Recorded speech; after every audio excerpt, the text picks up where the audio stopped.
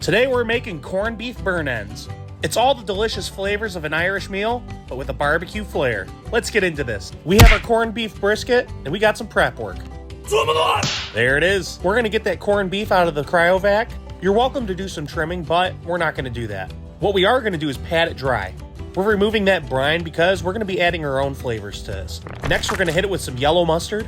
You could literally use any type of mustard, stone ground, brown mustard, whatever you like. Just coat it on both sides.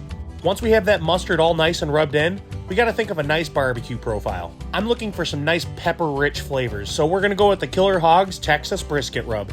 Because it's already a salty piece of meat, we're gonna coat this lightly. Season your pan so you can get the edges, then get the other side. Now the big question, do you use the spice pack that it comes with? You're welcome to do it. It's completely optional. Rest that for 15 minutes. Now, we gotta prep our grill. We got the Royal Oak supersized briquettes. We're gonna load up our gravity chamber on Big Red, throw down a tumbleweed, then we're gonna hit it with a flame saber.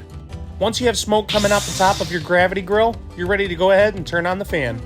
We're working with the Char Griller Gravity 980, 250 degrees until we hit 165 degrees internal. And yes, we threw in a temperature probe.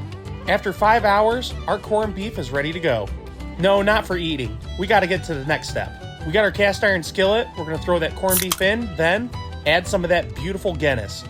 We're gonna coat the bottom of it and realize you need a little bit more. Cover it in foil until you hit 205 degrees internal. We're gonna let this rest for about 15 minutes, then it's time to start slicing. This is ready to eat just as it is, but we're gonna go for a burn end profile. We're shooting for 1-inch chunks, so we're gonna slice into it and admire the meat. You know that corned beef is good when you got that nice beautiful pink profile. We're gonna turn it 90 degrees, then cut it up again. We're throwing it back into that cast iron skillet with that Guinness. Continue this process until all your corned beef is nice and sliced. Remove that cutting board. Then we have to add one more ingredient. For our barbecue profile, I couldn't think of anything better but the barbecue sauce from Killer Hogs Barbecue. We're gonna give it a drizzle over the top. Then we're gonna go ahead and cover it up. I want that barbecue sauce and that Guinness to get familiar with each other. Back on the grill for about an hour. Leave it uncovered for 15 minutes afterwards in the grill, and your burn ends are done. If you did this recipe right, your corned beef should fall apart with your hands. And the verdict? Hell yeah, we did it right. It's a beautiful pink mahogany color, and it's absolutely delicious. If you have a spare corned beef brisket in your freezer, pull that thing out and make this recipe today.